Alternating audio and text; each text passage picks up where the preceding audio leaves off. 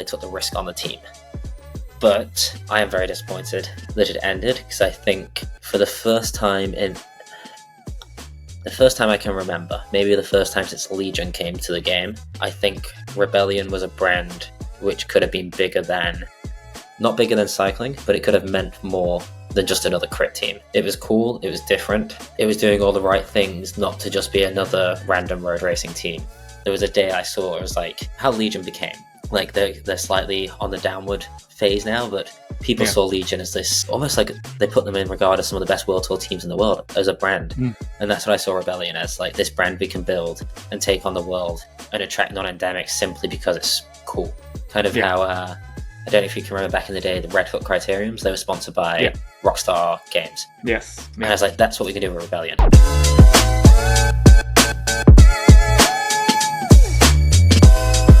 Welcome to Ride to Success, the podcast that takes you on a learning journey to a more productive, creative, and active life through the power of the bike. I'm your host, Pedro Couto Lopez. You can find me on LinkedIn under my own name.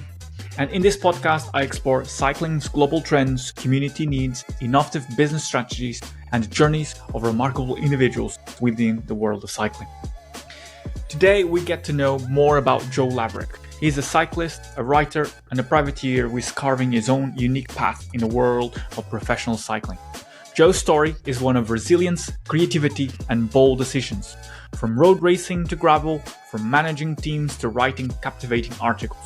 Joe's approach to life and sport is as unconventional as it is inspiring. In this episode, we explore 4 key themes. First, Joe's transition from road to gravel racing and what makes gravel such an exciting space. Second, the challenges and rewards of being a privateer, which is basically a one-man team managing sponsorships, racing, logistics, and everything in between.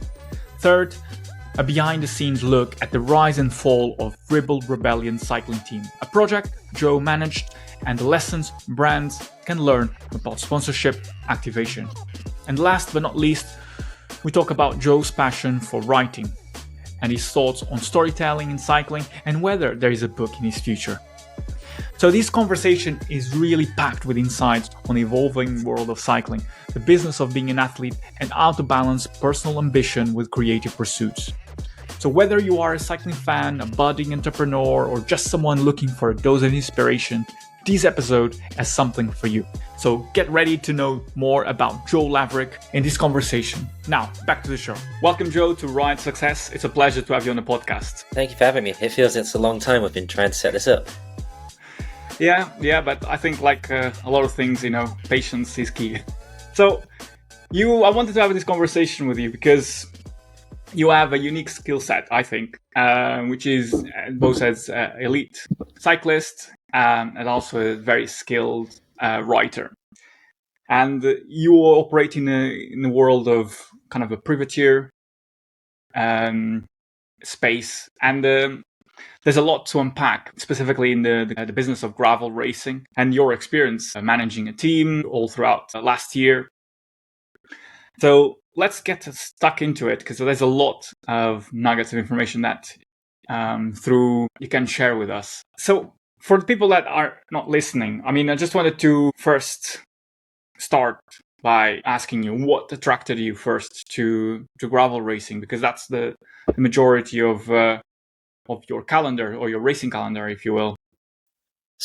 Gravel racing itself is an interesting one. When I left road at the back of 22, yeah, I didn't really know what I wanted to do. I knew I wanted to carry on racing, but I knew I didn't want to carry on the road if there was a team that fitted me, and I wasn't quite good enough to kind of step up to World Tour. And then luckily it kind of happened at this point where gravel racing was just starting to take off. It was kind of that in-between period where there was a lot of ex-World Tour guys doing it, and it was just starting to become viable. But I never started privateering just to race gravel. I think that's where I'm slightly different to a lot of people. Yes. I always, the pet name of my project is TAG, as in tarmac and gravel. I still wanted to race road because I love road. And gravel, I'd never raced gravel before I set out on this project. And to be perfectly honest, I didn't know what it was going to be like, but it just happened to be the best way of me allowing me to continue to race the road. And that's what it was for the first few months. And then I kind of realized how fun it is, how different it is. and I'm pretty good at it. And then it kind of just kept revolving from that. And say I don't call myself a gravel racer because I still love road, and my privateer project is road and gravel, but just gravel is kind of the enabler at the minute. But saying that into this year, in 2025, my calendar's going more and more towards gravel. Yeah, make of that what you will. If an option came to go World Tour again, would I consider it? Yes. Like, I'm not going to lie about that. Go to World Tour, but no, I think the beauty of gravel and privateering is you're in control of your own destiny, which doesn't happen anywhere else. Yeah, I mean, I was going to ask what does it mean to be a privateer, but you very succinctly answered it. You are in control of your calendar. You're in control of your what races you want to target, where you want to put more effort into it, rather than being fixed into a calendar that is agreed for you, perhaps. It's the thing with privateering. Obviously, you are in control of everything from like as you know what your jersey is to where you go to your bottles to your flights, and I think it's a lot. It's more than I realized when I first started. I took so much for granted when I was racing the road, but equally, I think you learn more both about yourself and about the real world than when you're racing on the road. But yeah, I think a privateer, I always say the best way of describing it is you're a one-man team. So everything a team has to do, you have to do it as well. Just it's one person and not 30. But yeah, it's different, and we could have this conversation in 12 months and it'd look completely different. Not just because I've changed, but because the scene is changing so fast. Nobody really knows what 12 months ago was completely different to now, which will be completely different to the end of 25, completely different to the end of 26. And it's nobody really knows what's happening next. Like, will teams come to gravel? If that happens, the whole it's a different ball game. So that's the other beauty of it. You just rapidly, you think you learn something, and then 12 months later it all changes because nobody really knows what gravel is, and that's kind of the. Well, I mean, we're going to touch on that. Is the growth of gravel as well, because it's exponential. It's attracting a lot of media attention. Brands are noticed and are now investing in it. Athletes are also shifting towards gravel. But you touched on something very interesting, which is the fact that you have learned so much as a privateer in a short period of time, and wanted to compare it to almost being an entrepreneur, where you're running a mini business where you have to manage a little your budget, you have to manage sponsorships, you have to manage your racing calendar, training. I mean, what are the biggest challenges that you have as a privateer? Because it must be very demanding. It's like almost maddening sometimes. Yeah, so we always joke it's like having your own mini startup, as in you're not 100% sure what the actual product is and how you're going to take it to market, and if you ever have enough money or if you're going to be there in a few years. But say that's the beauty of it. You can, like a small startup, you can change tack so quickly. I think the main challenge is always going to be financial, which people try to stray away from talking about. Like, you're constantly raising money, you're constantly trying to manage cash flow, which I never realized was a thing until I did this. It's like, so we're currently recording in December, and it's December, January, where a lot of your expenses come. You have to enter races, you have to book flights, all of just you have to insurance. I didn't realize how much insurance paid. It all comes in December, but a lot of my contracts are structured to start in payments in April or whatever. So it's there's this middle ground where it's the money's going out, but it's not quite coming in, and you just have to learn to manage that. Away from that, it's trying to find the right balance between performance and managing it all. And then obviously I also freelance, so you're constantly trying to marry everything together. And my biggest one going into next year is not going to races unless there's a reason to go. So this year there was a few races I was like, that looks fun, let's just go for the sake of it, and hopefully it's a good result. Into 25, I'm being a little bit more cautious with my planning, going to less race days. More strategic, Exactly, making them matter more. Because there's so many races these days, it's easier to just have the scattergun approach, but I'm trying to be a little bit more targeted. I mean, you touched upon the money aspect, which is crucial for any startup. They need funding because revenue is not quite there yet. You can't go into, you can go into negative equity, but it's not going to work out in the long run if you don't have a good plan in place. So how is it to manage sponsorships? what are the intricacies of managing as a person? That, I mean, for you have a unique skill set, which is as a writer and as a professional athlete, but you still have to reach out to brands and say, well, this is my value, this is what I propose. How can we organize something that is of value to both of us? So I hate answering this way, but it depends. So what works for brand A doesn't work for brand B, and what brand C thinks is a cracking deal, brand D thinks is a waste of time. And that's what I've learned, and I think that's what anyone who's trying to do this, or a cycling team in general, needs to realize pretty quickly, is that it's not a one size fits all. Like, everything is so different. So take Ribble in last year. I was managing their team while also racing for them, which is such a rogue kind of skill set, like mix of roles. But that's what it came to. And then someone like Castelli, which is a huge brand, is like, they have the double Olympic champion riding their kit. It's like, why would they want to sponsor little old me? And I sometimes ask myself that. But I think I was going to say I'm lucky, because I've always, even when I was racing on Action or As You Deserve before that, the Devo setups, I'd never just rode. I always tried to tell the story. And I think I've gained a lot of context that way. Being happy to reach out to sponsors while I was on the team, do more. And that definitely helped when I was going by myself. It's like the relationships I built when I was on teams get you like almost a foot in the door. Yeah. And I think the most important thing is having another skill set. As you said, for me, it's writing. For a guy like Payson McIlveen, and it's his podcast. There's very few people in the world who can be a gravel racer just based off racing. You have to have something else to make you stand out. There's so many strong bike riders. Like, you've got to have another skill. And that's so in this day and age where people are looking for value.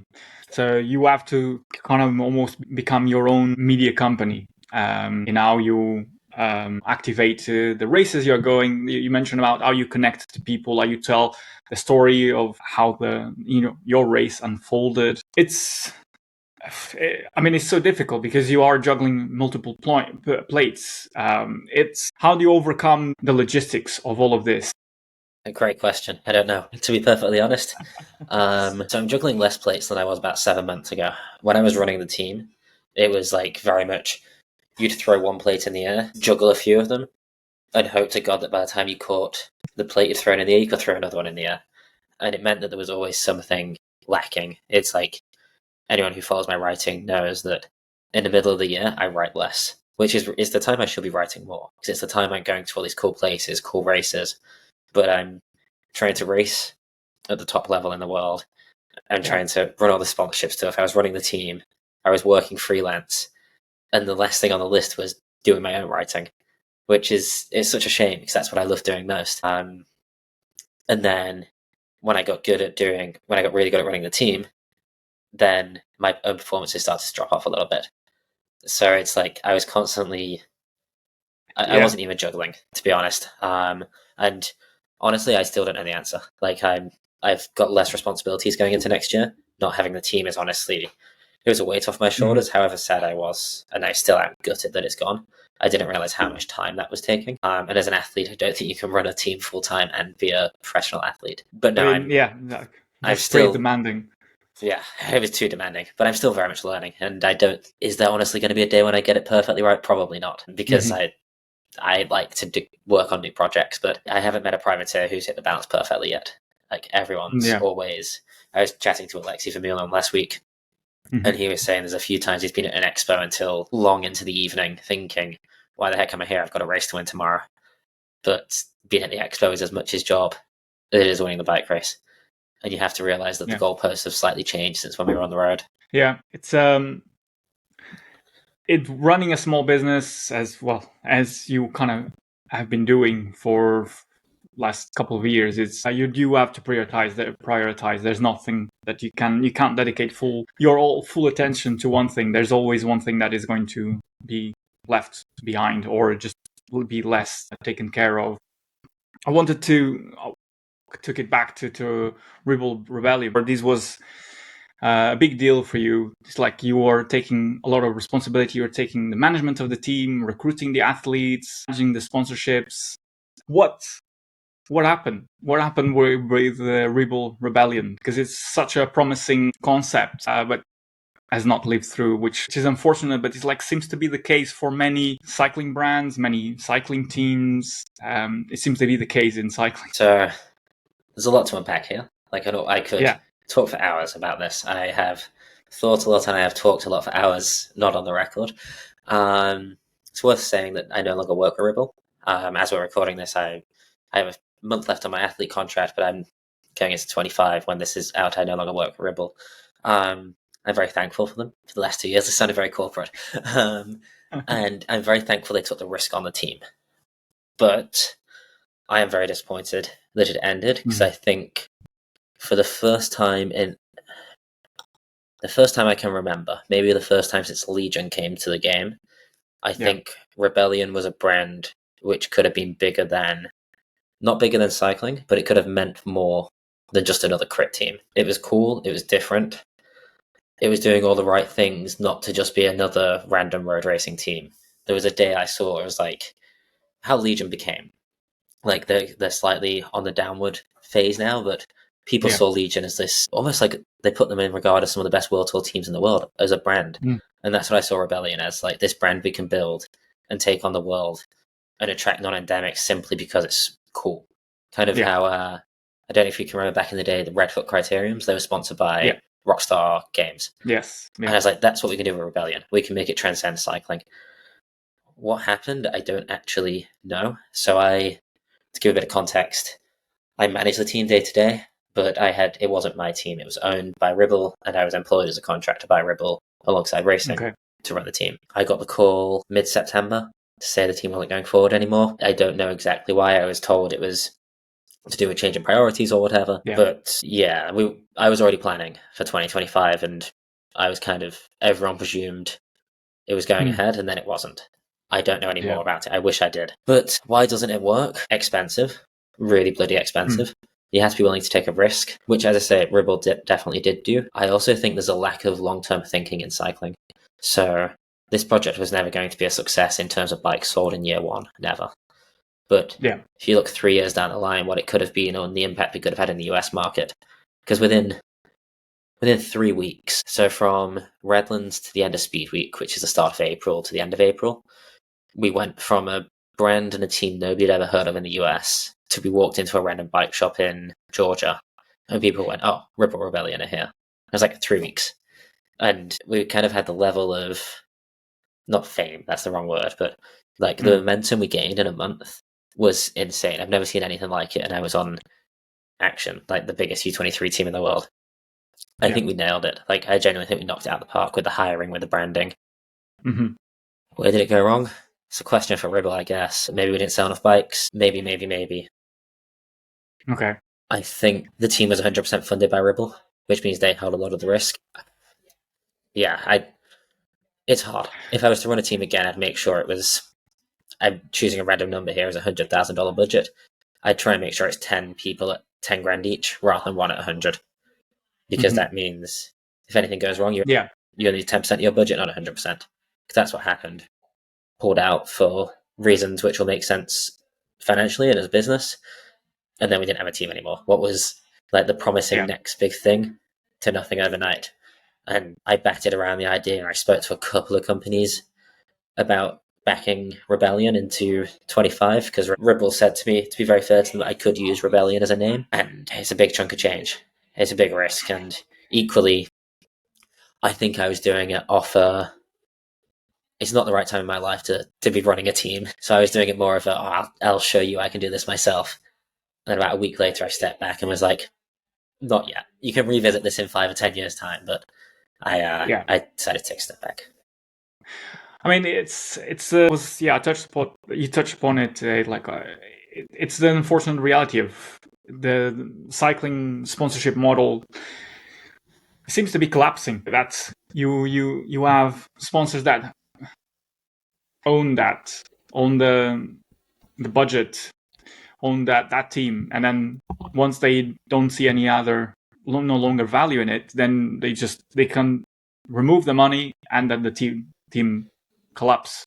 I mean, your case is unfortunate, but it's not unique, as you know. It's just It just seems to be the pattern that a lot of the teams because of the sponsorship model go through. I mean, is there a way that you could have managed the sponsorship or the partnership where there was more value being created by the team? Honestly, I don't think so. Call me arrogant. I genuinely think I don't think we could have done anything differently with the resource we were given. If I had more money, what could we have done? I regret so much that we didn't take a videographer to every race, because the stuff which happened, I think that's where the team went wrong. The team didn't go wrong. That's where we underused the team. So a cycling team needs two things. You need to win bike races ultimately. Well, three things. You need to win bike races, you need to sell stuff, but you need to tell people. And we went to the States and we knocked it out of the park. And we had all these fans cheering us. Like, everyone's like, oh, what's this brand? But we had no way of telling the story, because we had no videographer, no photographer with us. We just didn't have the cash to do it. And I wish at the start of the year I'd have said to Ribble, and I suppose this is on me being a bit naive, I wish I'd have said, let's do one less block. Like, whatever, one less race block, one less training camp, whatever. But let's spend more money on activation. But that's in hindsight, knowing how well the team did in the US. Maybe would have been gone with this videographer, this massive setup, and been useless. But I think the biggest thing I learned from the team is, when stuff's going well, jump on top of it and keep it going well. Like, shout it from the rooftops. Because there's going to be a point in the year when things aren't going so well, and you need all the good, like, kind of the goodwill you've just built. But no, again, not to take too much credit or sound arrogant, like, I was running stuff day to day, from like the social media profile to race entries to getting nutrition to random rate. Everything was coming across my laptop, and I just didn't have the bandwidth to do anything else. I mean, yeah, that's pretty crazy. Like, I mean, it's you running a business, being an athlete at the top level. I know there's very few people that do it well. I mean, it sounds like you have managed it to a degree quite well. I mean, it depends if you ask my girlfriend or not. Yeah, well, I did say that there is, you can't balance everything equally. Some things will have less attention. The story is that when you are quite driven and you have like that tunnel vision, family, relationships can fall by the wayside. You need to, from my experience, I need to like adjust from time to time. It's like, okay, this is a block of time that I need to reserve to spend with my partner and my family. Yeah, and forget. But it's not easy, because you end up like, is it always in the back of your mind, like turning the wheels? I'm getting better with the team. Yes, there was a period when the team when it started to go a little bit wrong before it even started in February, March. Right. I was working against a deadline, and I was hell to be around. Like, I was either riding or lying on the floor on my laptop trying to get stuff done, and my brain was just whirring through the night. But the biggest thing I learned in hindsight was learning to say no. I should have said no to a lot of stuff, but I'm a perfectionist, so I didn't want anyone else to take over. But yeah, I think it's one of those. I think that's my biggest weakness on the team. But genuinely, I don't think I could have done anything different to have guaranteed us into 2025. I think that was we hit every single KPI we were given, probably two or threefold. Okay, we didn't win national crit champs. That's the one we didn't hit, to be fair. But FDG went like 1, 2, 3, 4. Anyway, we hit pretty much every KPI and more, and we blew everything out of the water, and it's still getting renewed. So yeah, it's definitely something else. It's the reality that it doesn't. If it is not a priority for the brand, then the budget is removed. But I wanted to still on this subject of partnerships and sponsorship. You mentioned earlier on about your relationship or your business relationship with Castelli, and you're talking about Castelli, and Castelli is a global brand that has massive presence, as sponsors World Tour teams, and now it's also sponsoring you. What, from your perspective, what do you think the value? What value do you bring to Castelli? I think me personally is a slightly different question to another gravel racer. I think Castelli, or another Privateer, shall I say? I think Castelli is traditionally, they won't mind me saying, a brand for older people. Like, I imagine most of their customers are a lot older than myself, and I think me coming in, like, again, you can't necessarily see this through my social media or whatever, but behind the scenes conversations we have, trying to shift some of their thinking to the audience my age. That's a big thing. We spoke straight away. And when I spoke to them this time last year, actually, I was quite forthright on the call. I was like, I think you're doing this, this, this, and this really badly. It wasn't really bad. Like that was just me being a bit of an over-exuberant 22-year-old. But I've never kind of been afraid to say what I think and bring a few things to the table. And then I also think if you look at privateers, it's a relatively cheap way of getting a rather large win. Like it's a small risk. So say I didn't, but say I went to win Unbound this year, the amount of media Castelli can get out of winning Unbound or winning whatever race, it's not the same investment, time, money, or resource as a World Tour team. Why not? Not even close. Exactly. So there's a few things, and then obviously you've also got product feedback, which they do a quick step too, but it's another, I helped them, or I guided them on they released their gravel jersey this year, and there's a few things which I didn't like necessarily, so we improved on that. And then my writing side too, I work with them on that. Not everything you always see, as in, it's not all got my name on it, it's whether it's copywriting or whatever, so I think that's where I think I'm a little bit different to if you were to have this conversation with another racer, because like Joe the gravel racer or Joe the privateer is just one part of what my pitch is to sponsors, and I think that's why I can do the whole privateer thing. Yeah, I mean, with the privateer thing, you have to balance your responsibilities as an athlete, also your freelance work as a writer, and with the privateer, you kind of are. But you can correct me if I'm wrong. You are your own enterprise. You are your own media company, and you have to tell that story because no one else will tell you better than you.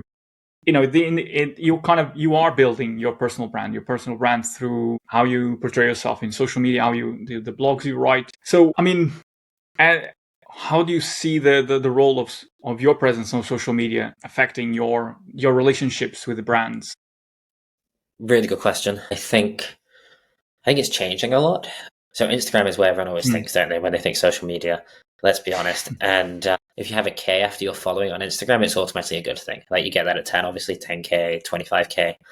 And yes, there's a number where if I had 250,000 followers, I'd get paid an awful lot more.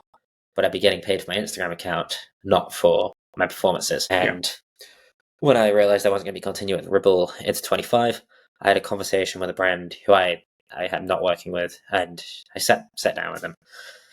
And I said, is this an athlete deal with media, or is this an influencer deal? And there's like, it's 100% influencer deal. We're going to measure you on metrics, engagement. And I was like, thank you. Great having this coffee, but this is now just a coffee. Like, I don't want to go forward because that's not me. Really interesting brand, great people, just not me. Interesting. And if I don't stay true to myself, then I don't think there's any point in doing it.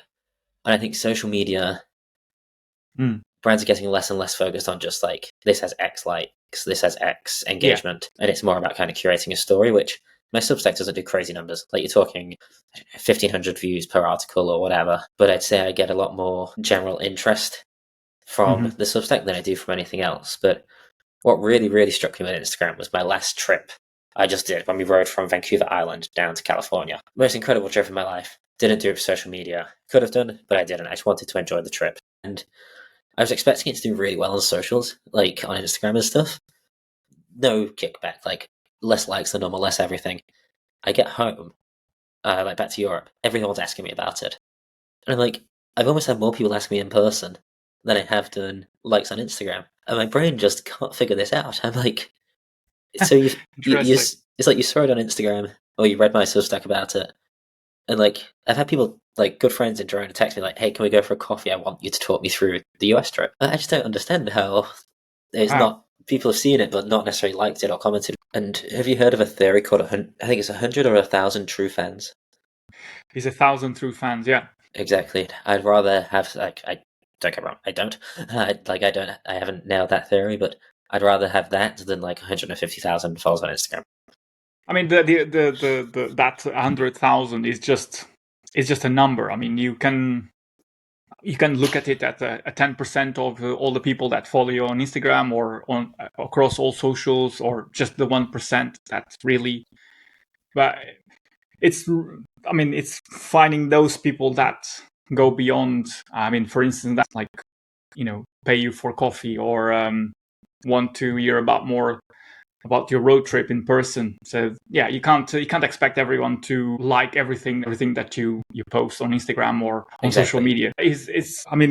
Finding that niche is kind of what you seem to have been working on, like that long format read that really allows, well, I read it and I find it interesting because it really takes you in with all the nuanced language, all the jokes and the kind of the insights into kind of a day-to-day. But it doesn't necessarily convert on Instagram because it requires more time. It requires, the attention span is different. Exactly. And also, at the end of the day, Instagram is a platform for photo and video. That's what it's always made for. It's a photo platform first.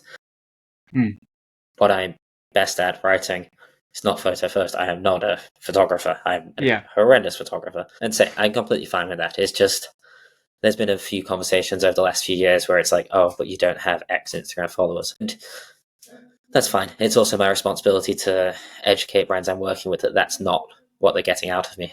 But that just comes with time. And yeah, you mentioned earlier on about that interesting conversation because quite revealing about what you are interested in. You're not interested in being an influencer. You come as the package is an athlete and the media side, the writing side of it. What do you think makes you different from other privateers that are in the space and also trying to make a business out of their athletic prowess through the races, but also on social media? I do think it is my writing. The tone I write in is extremely unique. It's not everyone's cup of tea. I always describe it as having a conversation with somebody. That's how my writing reads. Yeah, exactly, yeah.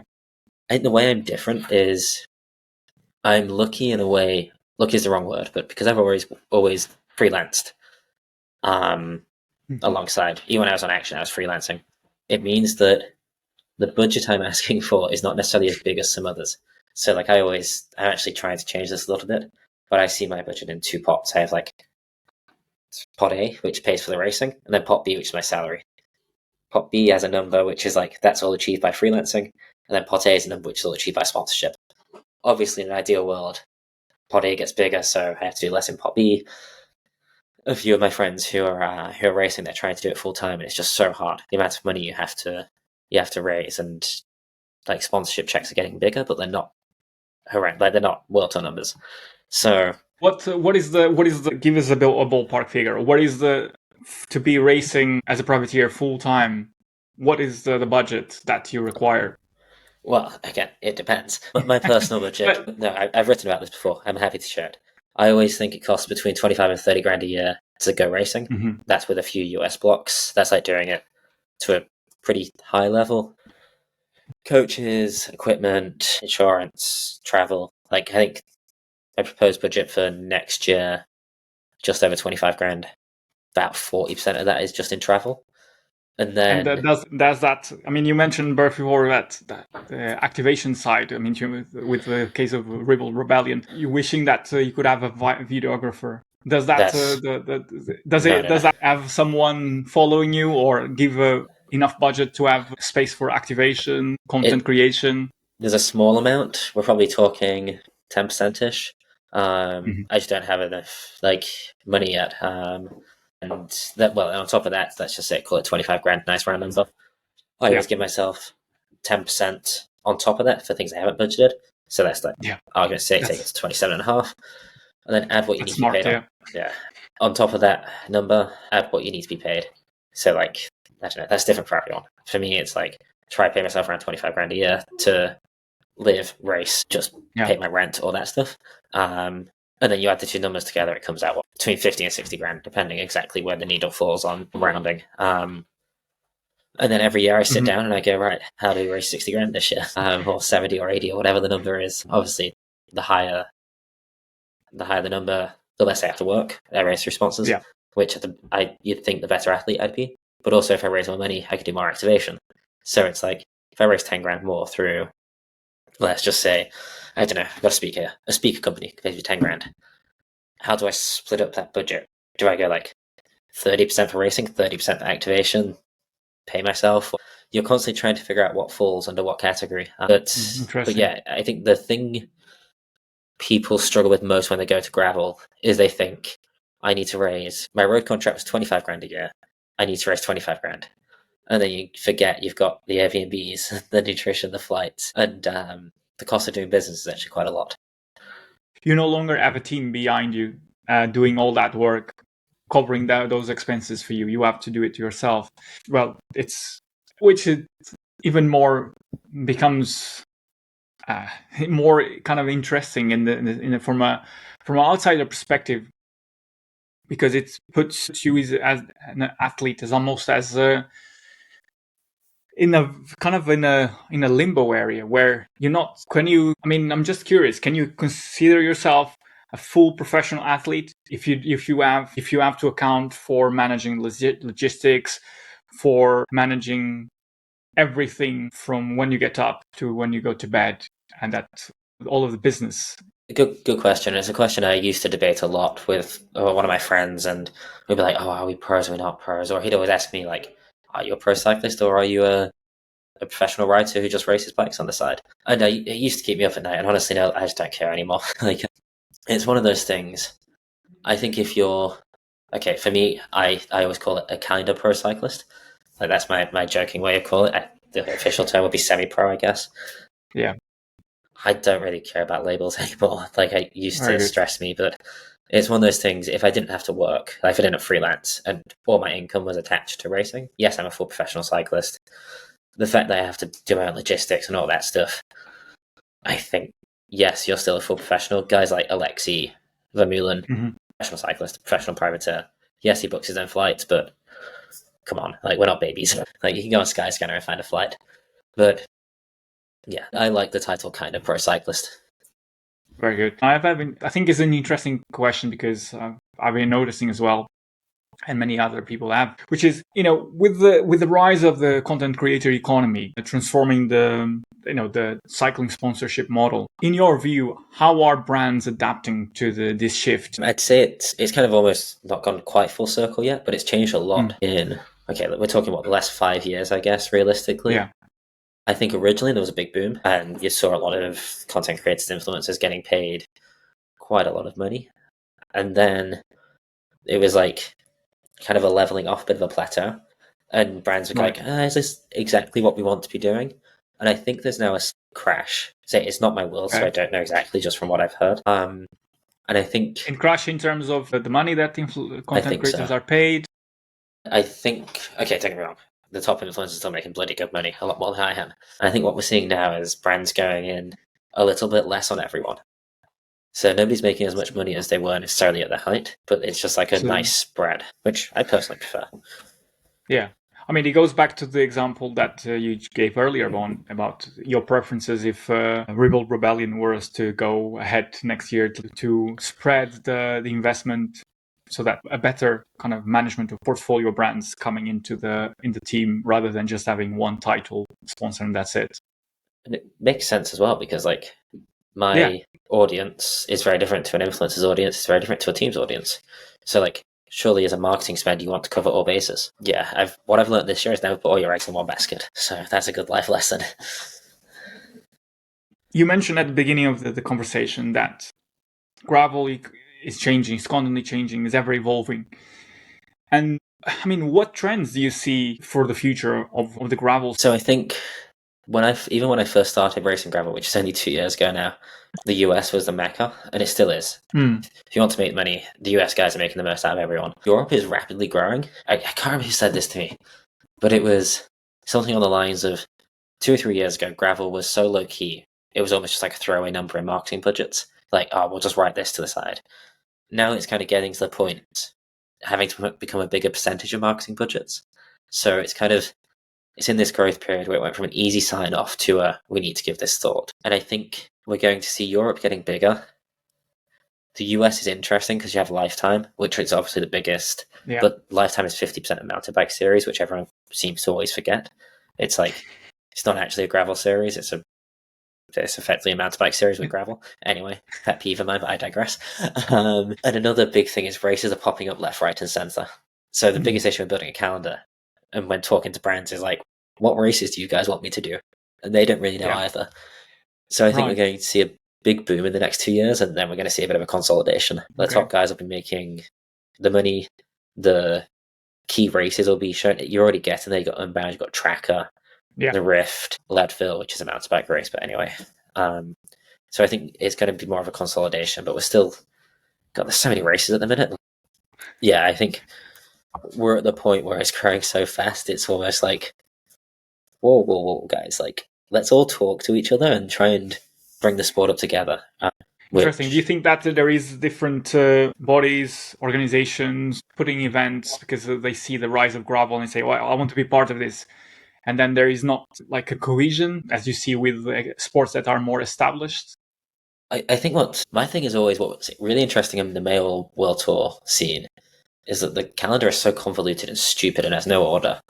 If you're starting a new sport, like, why don't you try and make it work perfectly? It's like there's some races in the world tour which I don't know or care about, and it's my job to know and care about them. But I think with gravel, we've got the opportunity to like actually make a solid series across the world, but nobody talks to each other again. But it's the same with like the ASO and what's the Giro organized called, the RCS or whatever. Nobody talks to each other, which is such a shame. Because you could quite easily have a spring series into a summer peak, little break, then another peak at the end of the year. But no, it's like, why don't we all work together to try and build a series which has strength and depth? We can bring it together. Ironman have done, triathlon's getting better at this. Like T100 has done quite well, pooled resources, but it's still not perfect. But it's politics, I guess, at the end of the day. UCI versus Lifetime versus Gravel Earth Series versus whoever. There's too many stakeholders, which is ultimately why the road racing calendar is so crazy. Interesting. With being a sport still in the growth phase, it makes sense that they try to do something different, take risks, and look at what has been done in, for instance, in cycling, the road racing, the mountain biking, and how to better generate revenue, how to better integrate races. From more experience of racing in the US, racing in Europe, do you think there is like a clear difference in how events are organized compared to, for instance, in your experience, road racing? Or do you think that people are just trying to improvise or copy what has been done already rather than thinking, let's do something new here? I think it's less of a discipline thing and more of a region thing. I think, generally speaking, the US does events. I always joke this sounds like a Labour manifesto for the many, not the few. It's like the Mid-South is probably my favorite race in the US. That race is organized and built for the X thousand people who are just doing it for fun. It just happens there's 100 of us at the front who race in the pro race. It's not built for the pros. I think the European mind and all of the UCIs is just built for, we want to race as fast as possible. We want to qualify for world championships. We don't really care about an event. Whereas on the start line of Mid-South at 6 a.m. in the morning, there was a marching band walking through the pits, and there was like another band on stage, and it's as much, I always refer to it as a festival of cycling as it is a bike race. I think Europe is more of a bike race.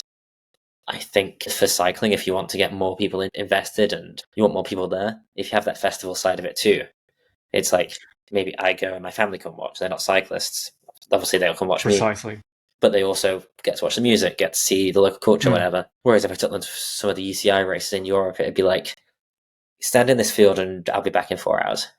So I think there's... I mean, that's a very good point, because I think looking at gravel compared to, well, let's say road racing, and that's my experience, is like gravel is much more inclusive. It's much more tailored to welcoming grassroots level entrance to the sport, to participants. Yeah, it really resonates what you just said. It's targeting the people that will enjoy it the most, will take more out of it, and will allow, I guess, the event as well to grow. Because if you don't have those people coming to your event, then it will eventually decline, because you can't just rely on professionals building up your event. It's kind of the word of mouth, all the amount of content that is created by the thousands of people that go to your event. That's where kind of the real fire ignites.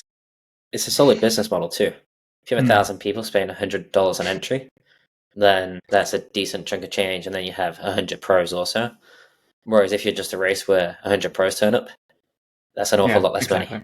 So Yeah, it's like Unbound, yes, it's the biggest race in the world. It also cost me $375 to start, and it's a pretty solid business, I imagine. A very small percentage of Lifetime's overall revenue, but Yeah.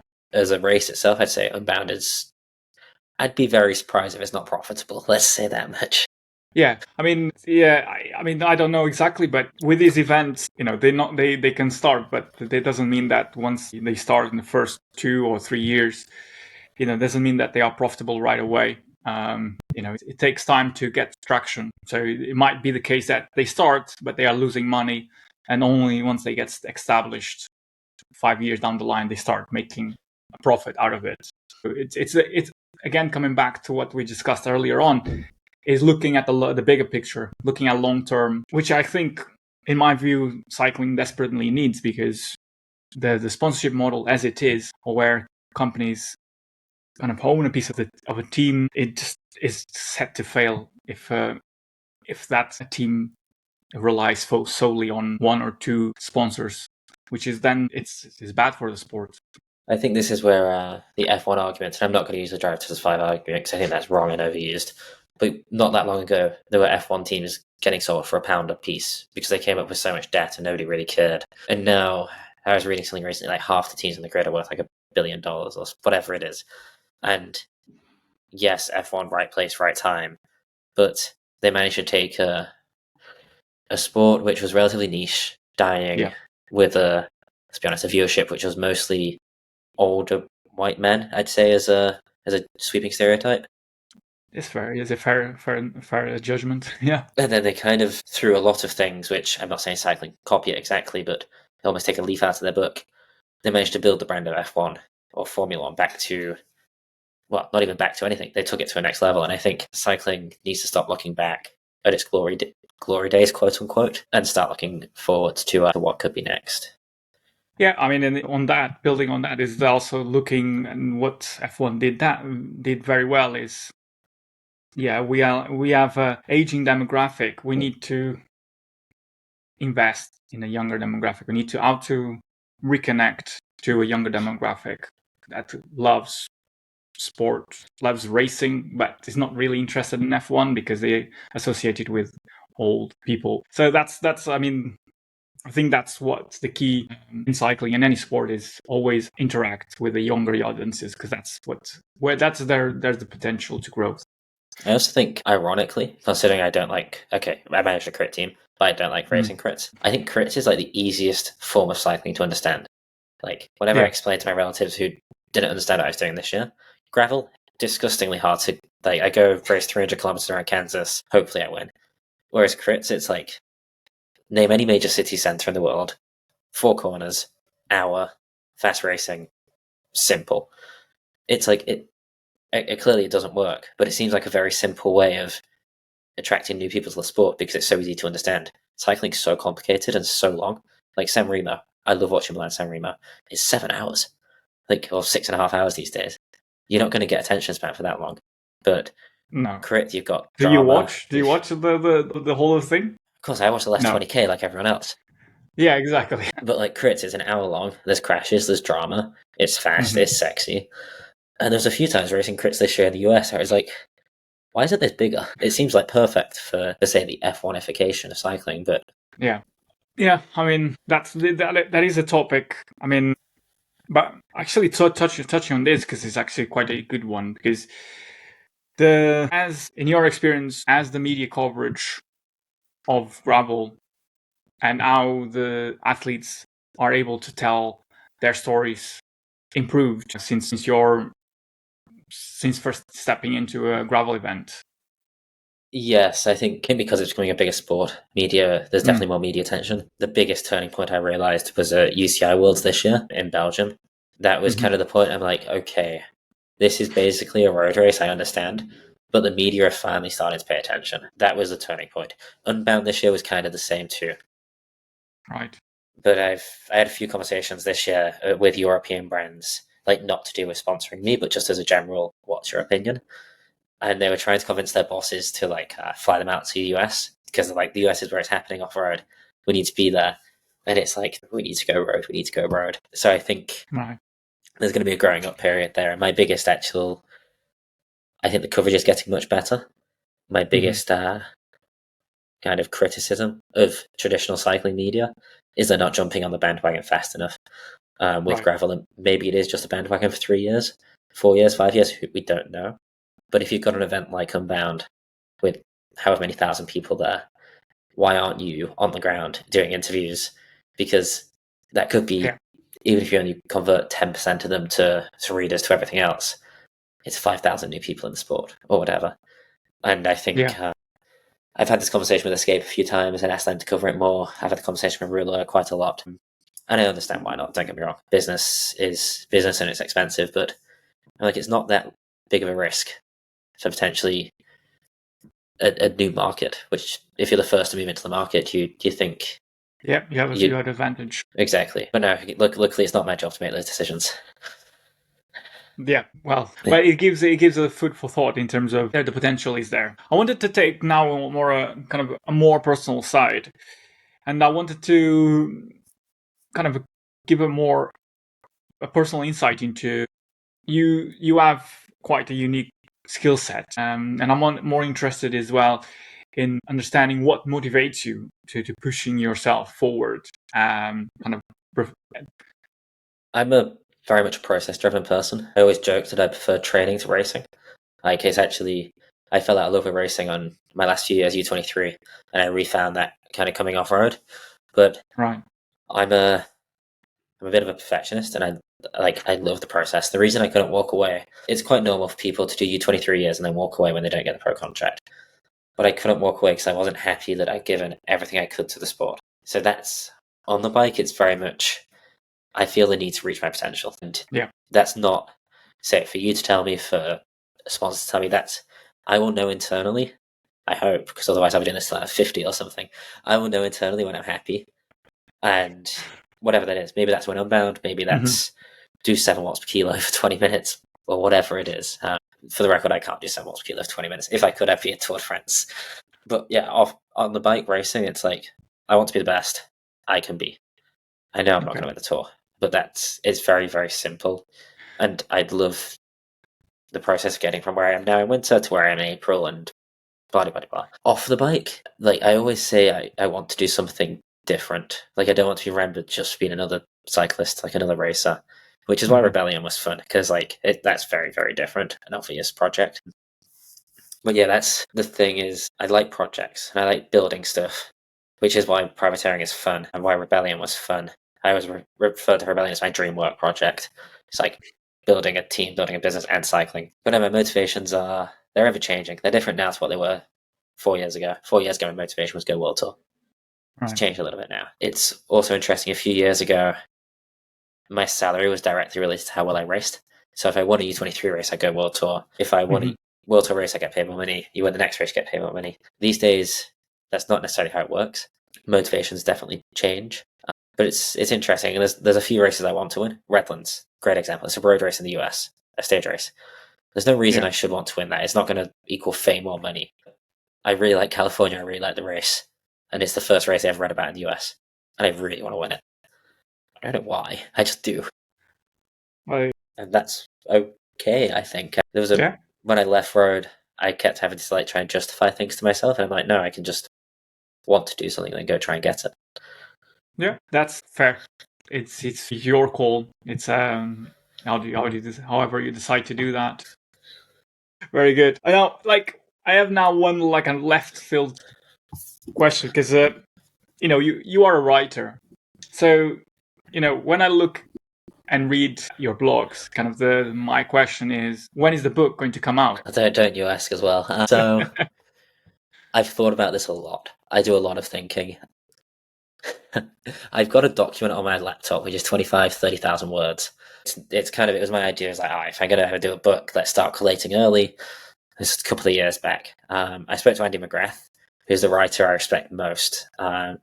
Incredible books. In fact, some of my favorite ever books. He asked me once, I said, Andy, I'm only 23. I was most inspired by Phil Guyman's writing, though, because I think he's an incredible writer. For anyone who wants to read about what cycling is really, really like at the pro level, Phil Guyman, incredible.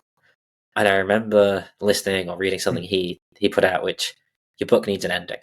Like, his ending one year was getting the contract with Cannondale or whatever they were called at the time. I don't know what I'd write about. Like, I probably will write something eventually, but I don't know what about yet.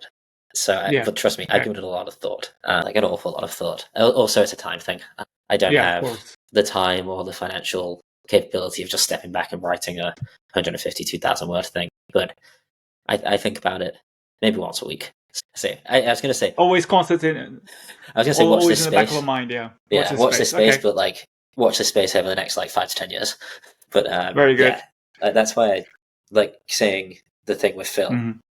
I think those books have like outlasted his career by a decade now, and they're still so prevalent. What he writes about 10 years ago, it's kind of timeless. I'd love to be able to write like that. So yeah, maybe I do. You give me something else to think about this evening now. Brilliant. Love it. So it comes to the point of the podcast where I ask every guest in the podcast a question, which is, what does success look like to you? It's changed a lot in 3 years. When I was on the road, success looked like the contract. Mm-hmm. The races, the watches, the cars, the whatever. Now success is so simple. It's like racing my bike and having fun, which sounds horrible. But I felt like I've been racing a few years back, and now I'm back, and honestly, like, don't make as much money as I could have done, but now's the most fun I've ever had racing. And I'd say I'm looking at the Ribble bike hung up next to me, like the bright coloured one. Say that team will go down as a failure technically, but in my eyes it was a success. So I think what I'm doing now isn't far off it. It's definitely not the end goal, but I'm happy, and that's well, that's all you can be, really. Happy is the right state. Yeah, exactly. Very good.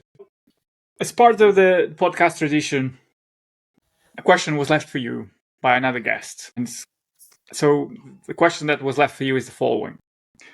What is the number one piece of advice that you have received in the last 10 years?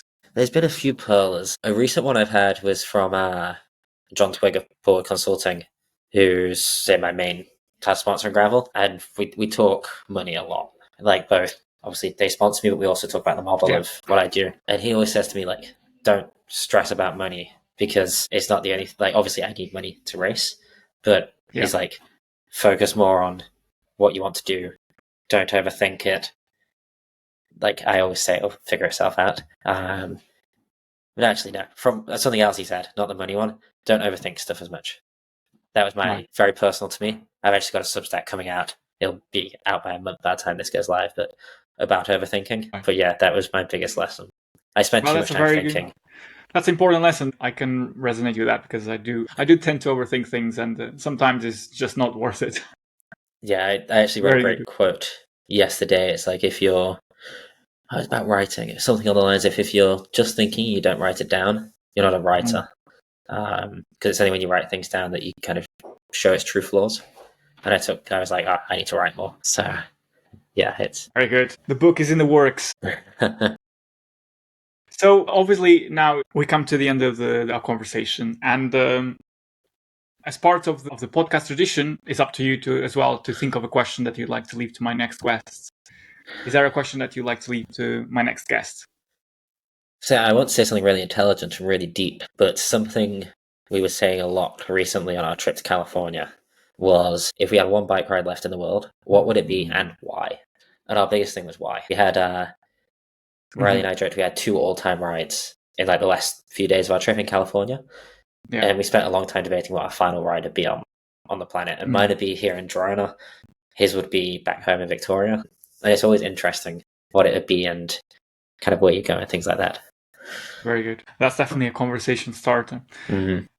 Joe, it's been a privilege to spend this time with you, chatting and getting to know more about your vision, and really the insights that you give are very, very valuable. So thanks again for your time. Thank you very much for having me.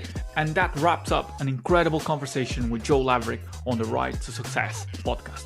Joe's journey as a cyclist, writer, and a privateer show us the power of resilience, creativity, and staying true to yourself even in the face of challenges. His reflections on Ribble rebellion serve also as a cautionary tale for brands in the cycling industry. Sponsorships are about more than logos on jerseys. They are about storytelling, engagement, and long-term investment. If you enjoyed today's episode, don't forget to follow, subscribe to the podcast, leave a review, and share it with someone who could use a dose of inspiration. You can follow me, your host, Pedro Couto Lopez, on LinkedIn, and you can follow Write Success Podcast on LinkedIn and Instagram, as well as all podcast platforms. Thanks for tuning in, and until next time, write your own success.